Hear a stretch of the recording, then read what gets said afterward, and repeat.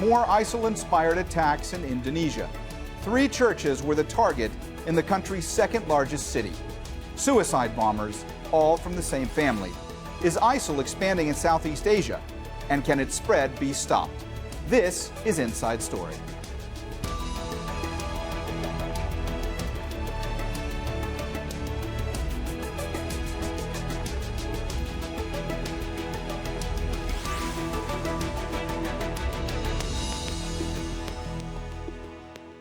Hello and welcome to the program. I'm Mohammed Jamjoom. Indonesia has long struggled with rebel groups, particularly Al-Qaeda-affiliated Jemaah Islamiyah. In recent years, it has been battling ISIL, which has been recruiting in the region. Both groups say they've carried out a series of bombings over the past 2 decades. Police say Sunday's attack was the work of one family, 2 of them girls aged 9 and 12. At least 13 people have died and more than 40 wounded. Steph Vasson has the latest from Surabaya. The bombs went off before, during and after Sunday services. Within minutes, 3 churches in Indonesia's second biggest cities were severely damaged. Police say a suicide bomber, disguised as a churchgoer, carried out at least one of the attacks. They were about to celebrate Mass. My husband was opening doors and welcoming people. He was badly injured and is in surgery. The streets around the churches were cordoned off and evacuations ordered.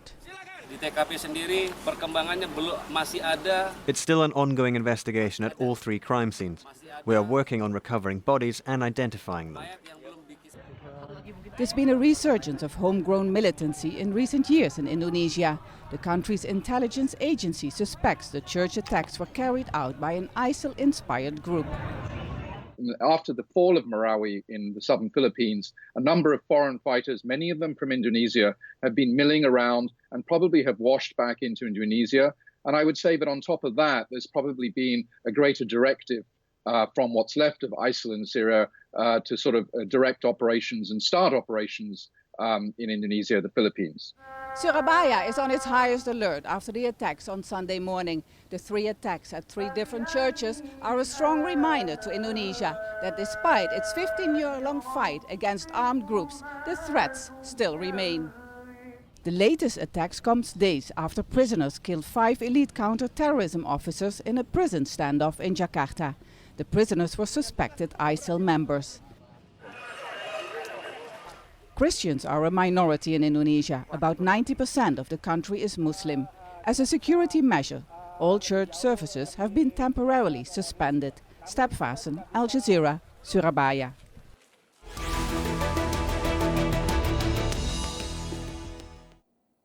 Indonesia has been targeted before, and it's not the first time churches have been hit. Bombs disguised as Christmas gifts were delivered to churches in 2000, killing 19 people.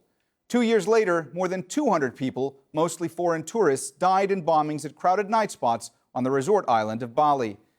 In 2016, ISIL claimed responsibility when suicide bombers attacked a shopping area in central Jakarta, killing 4. And last year, more suicide attacks in the capital, again claimed by ISIL, killed 3 policemen at a busy bus station.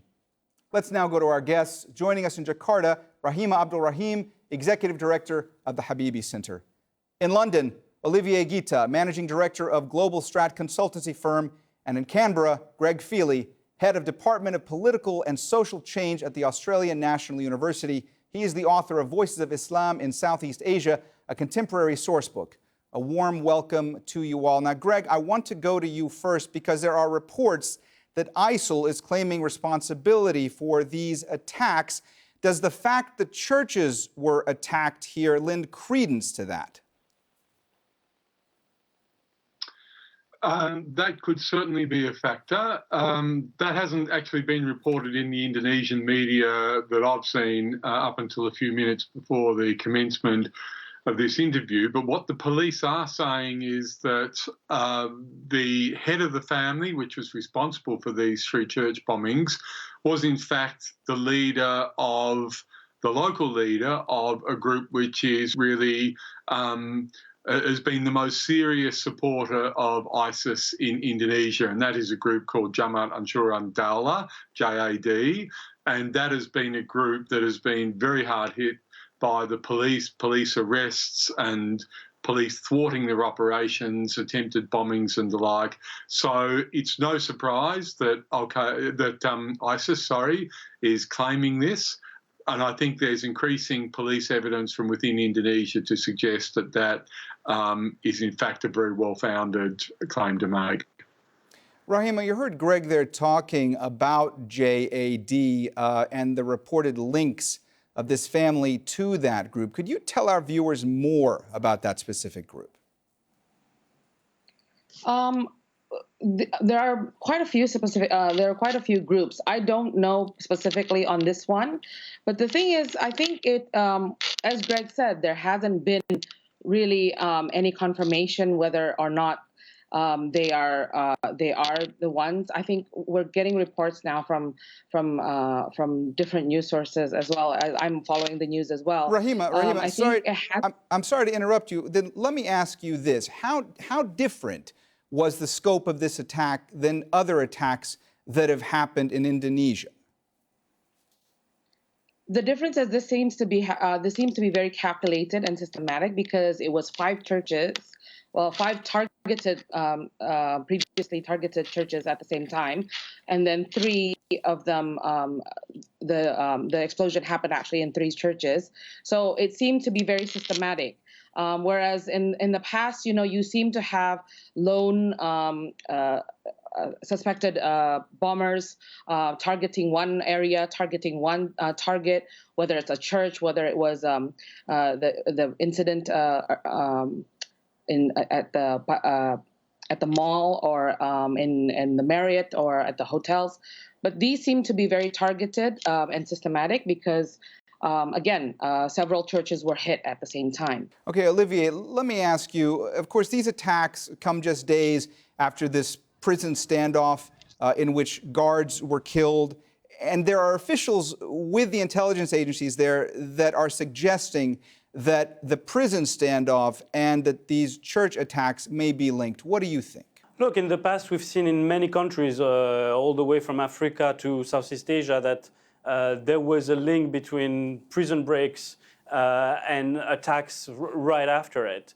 But I think what's important to look at is looking at the question of the debate is how much Islamic State has been expanding in Southeast Asia, but also the fact that this family were returnees from Syria. And when you look at the statistics of how many Indonesians have gone and fought in Syria and Iraq and gone back, this is where I think the most concerning part for the security services in the next 6 months or a year will be coming. Okay, Greg, there's been a resurgence in homegrown militancy in Indonesia in recent years. Why is that? Well, I think in some ways it's surprising because there has been an Islamization process underway in Indonesia, and certainly politically, we find a lot of concessions regularly being made to Islamic sentiment. So it's not as if this was the kind of situation that we had when the Suharto regime was in power, when Islam was quite oppressed by the government. So we don't find that now. There are multiple reasons why people would be supporting ISIS.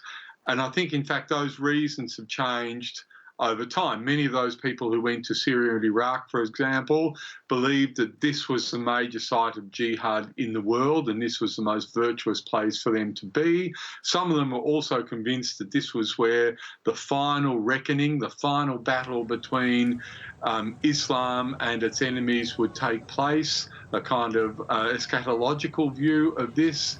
And some people went there also because they felt the conditions were better than they may have found in other theatres of jihad around the world. So some of those factors still apply over the last couple of years when ISIS has suffered successive military reversals. But we know the number of people going from Indonesia. There's still people trying to get to Syria. But we also know that, I mean, the police figures over the last few weeks have been that around about 1,100 Indonesians have gone to Syria and Iraq, about 500 have been killed, and about 500 are still alive there, still fighting and doing other roles. About 100 have died, and somewhere in the order of 500 have been sent back or have returned to their own volition. And as your previous speaker said, it's a massive task for the police to to properly monitor those hundreds of returnees. Not all of them will return to jihad, but even if you've had half of them doing so, well, then that would be a very serious security problem for the Indonesian state. Rahima, you heard Greg there talking about police and the task they have with monitoring these returning fighters or Indonesians who went to places like Syria and Iraq and joined ISIL in their battles. Now, these attacks that happened at these churches, obviously this is a shock for many reasons, but one of them it must be because Indonesian security has been able to thwart the planning of attacks in the past several years. I mean, that must be a real reason people are surprised that this was not found out beforehand, correct? Yes, I think so.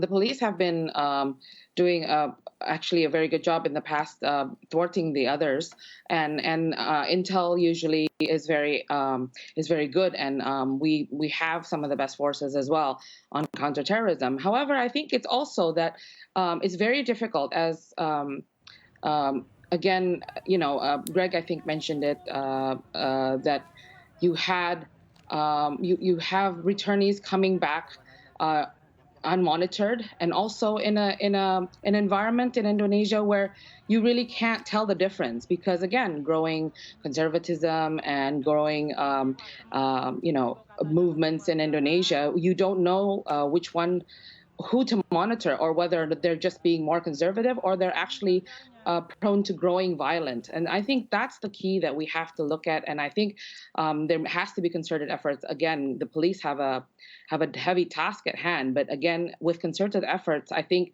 you need to be able to differentiate between those groups that are actually going to turn violent, and those groups that are just being more turning to conservative Islam. And that's, I think, the problem in Indonesia.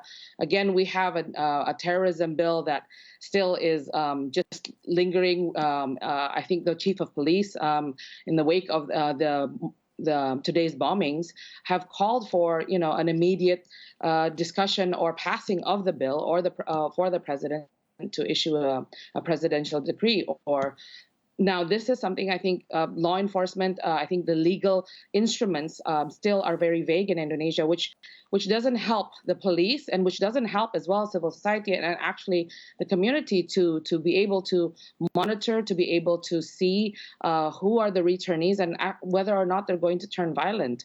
It's very difficult to distinguish one from the other. Mm-hmm. Olivier, let me ask you to expand a bit on what Rahima was saying, and also I want to get your opinion from your vantage point, just how successful has ISIL been when it comes to making inroads in Indonesia, and especially on the recruitment front? So a couple of things, to take on the points of your previous guest.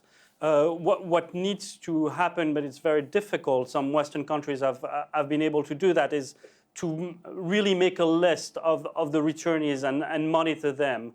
But to put things in perspective, last year, Turkey announced that part of their plans to arrest Islamic State fighters trying to go back to their own country, Indonesia turned out to be the second largest contingent, with 435 people arrested by the Turks, right after Russia.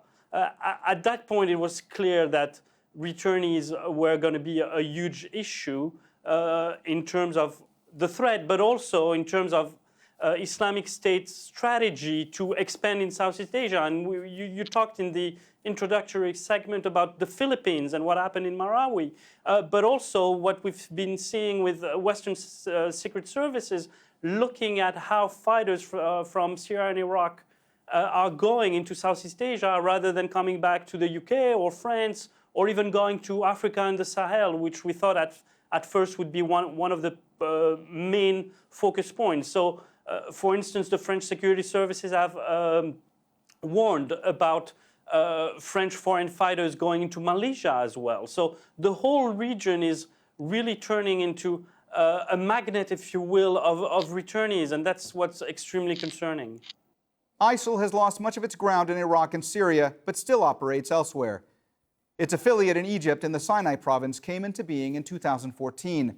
The same year, the group created its Yemen branch, taking advantage of the chaos in the country.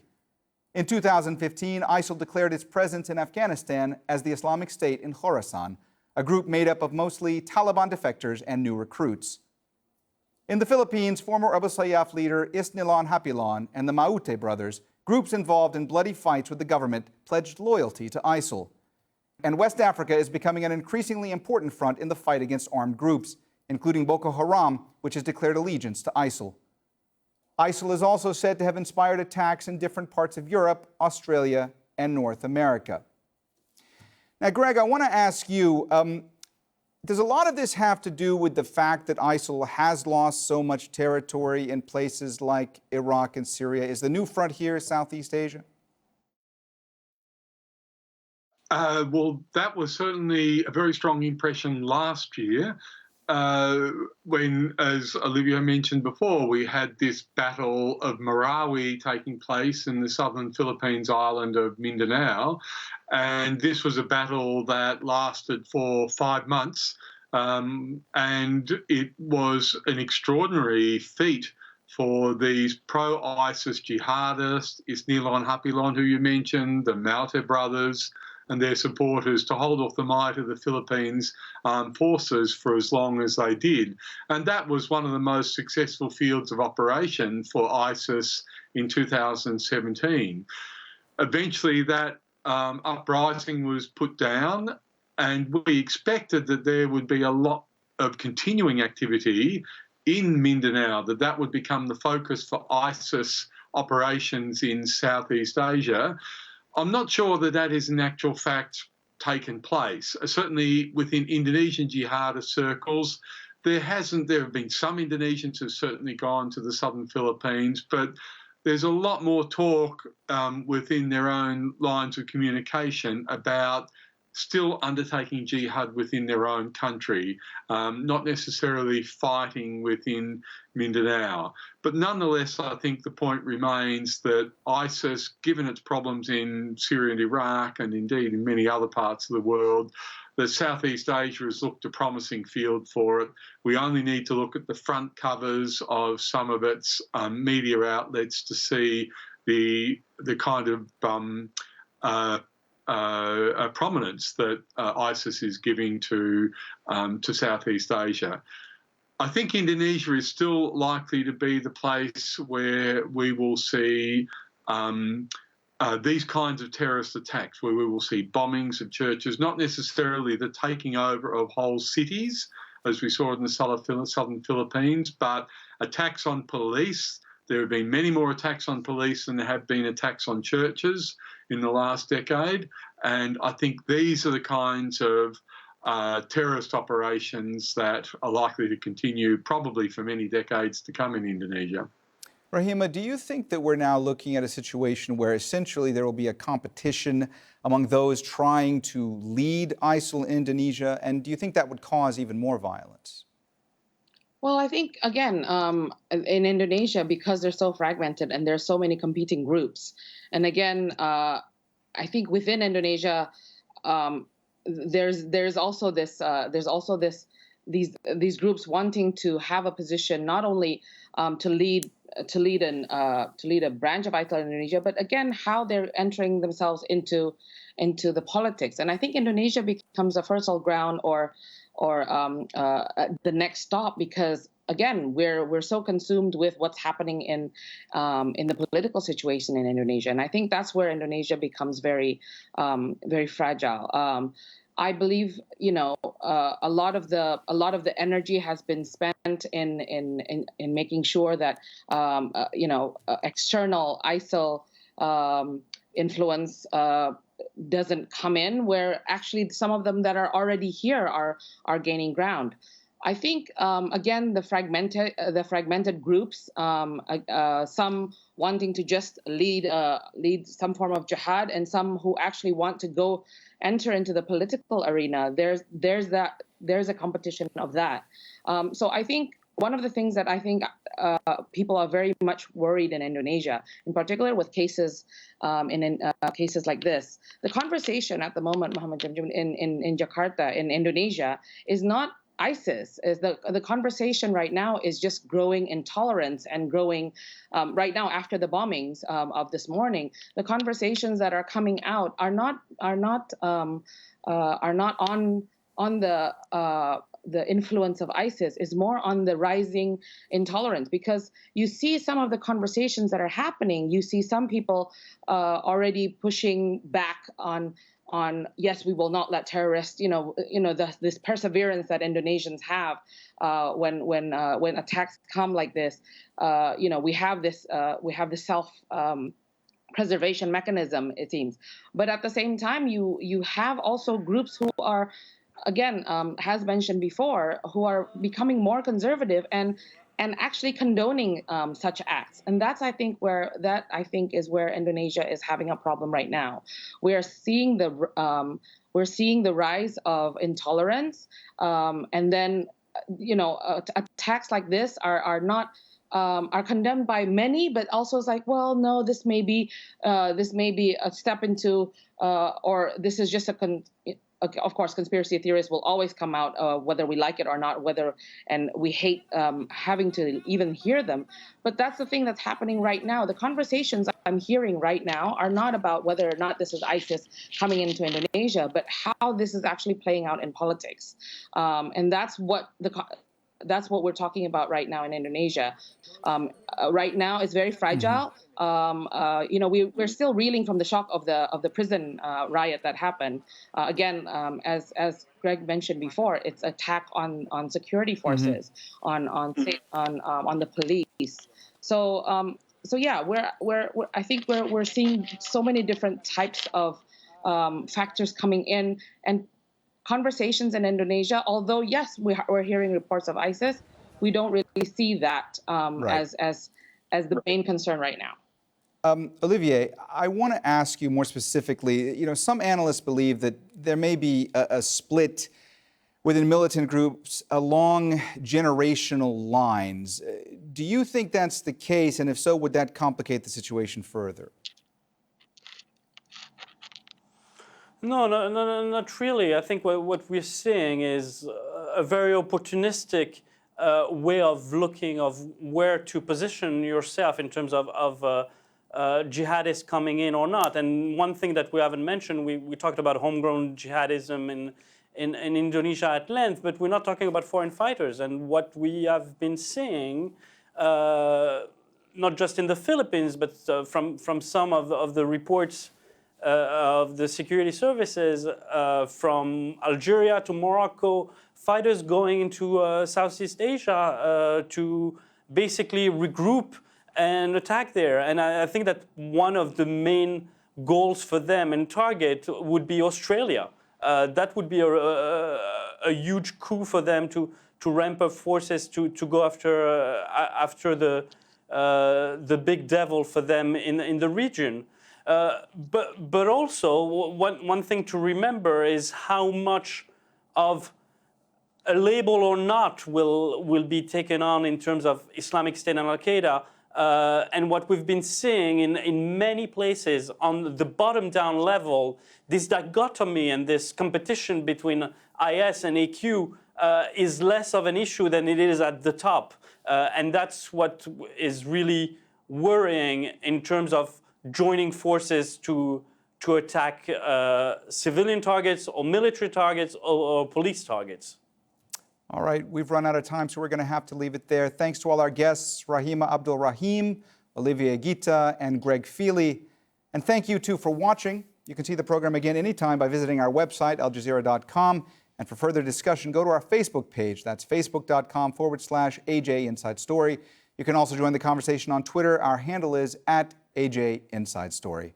From me, Mohammed Jamjoom, and the whole team here, bye for now.